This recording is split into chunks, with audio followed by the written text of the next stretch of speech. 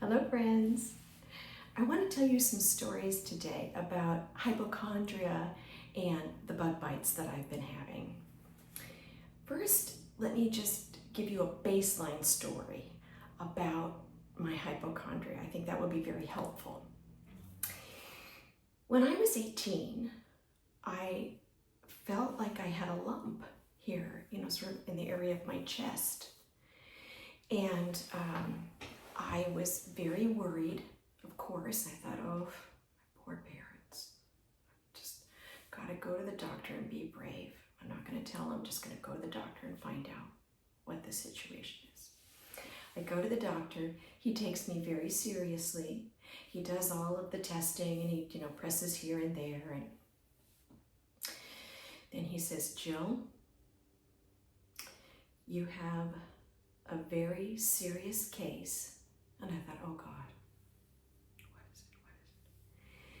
You have a very serious case of a very mild condition. He said, you have hypochondria. He said, the problem that you feel is your zithroid process. Your zithroid process is a bone that is part of your sternum. Part of the anatomy of your sternum kind of sticks out. And so that's what it was. I was very, very relieved. But I have to say it was very helpful, not just to know in the moment that I was fine, but to know that I did have this condition and that I had to, really think about that and So the thing about my hypochondria is that when I have some issue, I always think I'm going to die from it. So as another example, the other day, this is just about 2 weeks ago, I get a lot of support from my family about this condition. They're very, very supportive. So the other day, we had just gotten down from the mountains and I started to feel a lump behind my ear. It was very raised and it hurt to touch and it felt hot. And I didn't want to say anything to Robert because, I'm a hypochondriac. But it didn't go away. It was right on my scalp, sort of, I don't know, maybe where my glands were. So I got very worried. So I said to him, Robert, can you just look at this? It's right here, it's on my scalp. Can you see how raised it is? What do you think that is? He says to me, Jill, that's your head.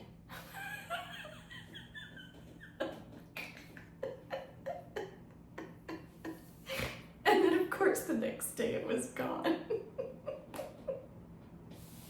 So that's the other thing about being a hypochondriac. If you go to the doctor or you ask someone you trust about the issue and they say it's okay, then it immediately goes away. So it's a really good method to help you through the process. So the thing about my bug bite in this weekend that I've been really fighting is that, I felt a little hypochondriacal because I thought it was something really serious. I thought I was going to die. I don't know, people die of bug bites, but it was really horrible. Let me show you what my foot looks like today. So, okay, that's serious business, right? And I tried all of the remedies that you suggested, and I have them all right here. Some of you said baking soda. I did try baking soda.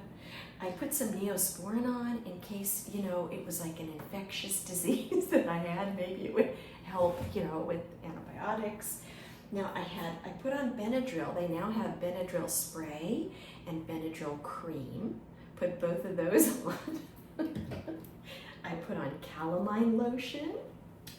I put on cortisone. I put on antiseptic spray, pain relieving antiseptic spray, because it hurt. In the case, the antiseptic could be good. And then this is chicorix, which is, supposed to be for insect bites and tick bites. I thought maybe I had it. I don't know. Anyways, I woke up this morning and I feel a little better. And even though it looks bad, it doesn't look as bad as it did yesterday.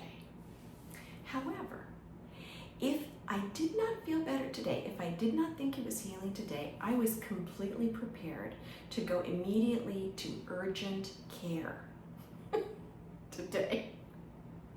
So I can have one more doctor tell me, Jill, you're a hypochondriac. You're not dying of a bug bite. But, just so you know, if you're a hypochondriac, I feel you. It's a very difficult condition.